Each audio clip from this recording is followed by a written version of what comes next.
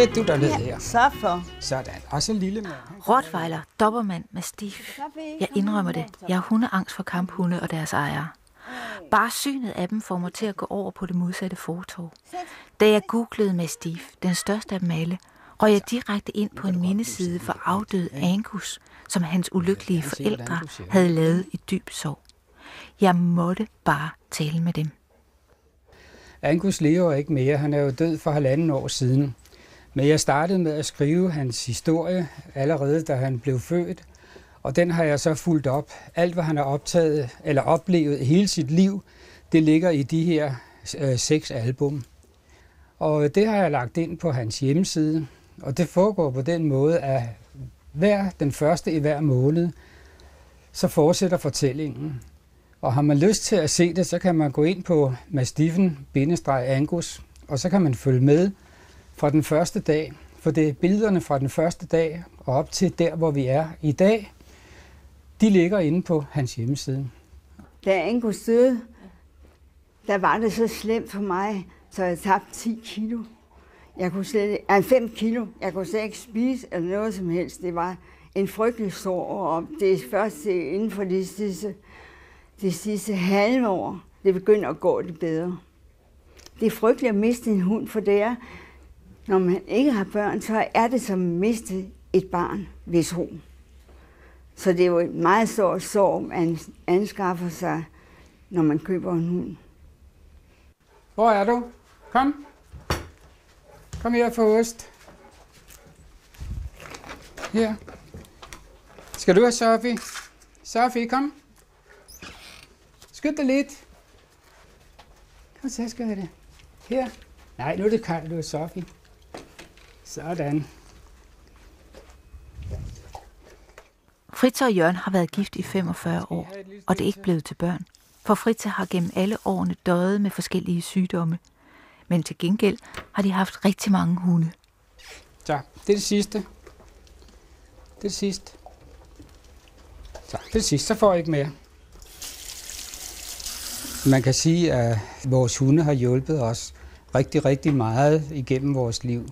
Fritze har haft en del sygdom, og det sidste, der næsten ramte os rigtig hårdt, det var, at Fritze fik et par blodpropper lige efter hinanden tilbage i 2001.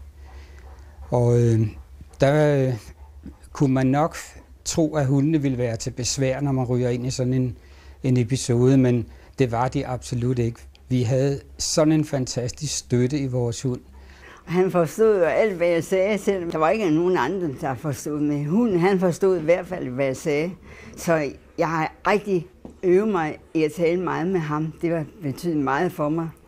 Og når jeg var ked af det, så trøstede han mig. Og det er helt fantastisk at have en hund. Det er det altså i sådan en situation. Altså. Der har altid været plads til familiens hunde i soveværelset. Men 3 mastiffer fylder for meget i sengen. Alle 3 hunde, de sover herinde. Sofie, hun sover der, og Carmen sover der, og Adolfo sover derhen ved siden af Jørgen. Og så skal jeg love for en gang imellem, så putter de altså hele natten. Det går i en stridsrum, især Carmen har stemt til det. Og så nogle gange vågner jeg ved det, og tror jeg har ligget på en losseplads eller sådan noget. Det lugter så grimt. Det er vigtigt med en stor bil, når hundene dagligt skal køres ud i verden. Så kan jeg godt komme ud. Og så bliv her. Bliv her. Adolfo. Vi tager jo for eksempel tit steder hen, kun for hundenes skyld. Og netop steder, hvor der er mange mennesker. Det gør vi, fordi at de har et behov for at have kontakt til mennesker. Kom væk. Se, jeg skal være hundekiks. Ej, hvor dejligt. Ej, hvor dejligt. Vi kan ikke bare nøjes med at gå tur her rundt om på en mark eller en skov eller sådan noget. De forlanger at komme hen og blive underholdt lidt. Hvor gammel er den med den? Ja, den fylder 8. Ja. Den er blevet grå, lidt grå. Ja, den er. Han er lige så grå.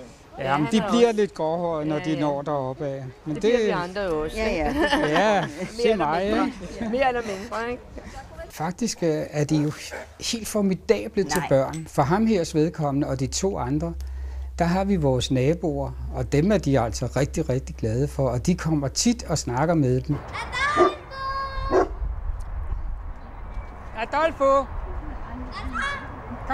Kom. Jeg skal nok få fat i Adolfo. Vi går bare ned. Kom. Og det betyder rigtig meget, at de får den kontakt til børn. Og det betyder også meget, at børnene får kontakten til dem, mens de er små, for eksempel mens han er lille.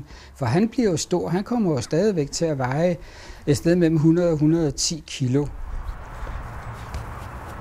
Det er godt. Fritz og Jørgen har aldrig støttet charterindustrien. Vi har aldrig nogensinde gået fra vores hunde og taget på ferie. Det var aldrig nogensinde prøvet, og vi kan jo heller ikke tænke os at gøre det. Nej, altså det er jo sådan, enten så kaster man sig ud i at have sådan 3 store hunde, og så må man også være klar over, at det der med at komme på ferie, det er ikke så let. Vi kunne selvfølgelig sende dem på et hundehotel, men vi ved, hvor meget de vil savne os i den periode. Og vi ved også godt, hvor meget vi vil savne dem, så vi har det meget bedre ved at blive sammen med vores hunde herhjemme. Ja, og jeg går ud fra, at du har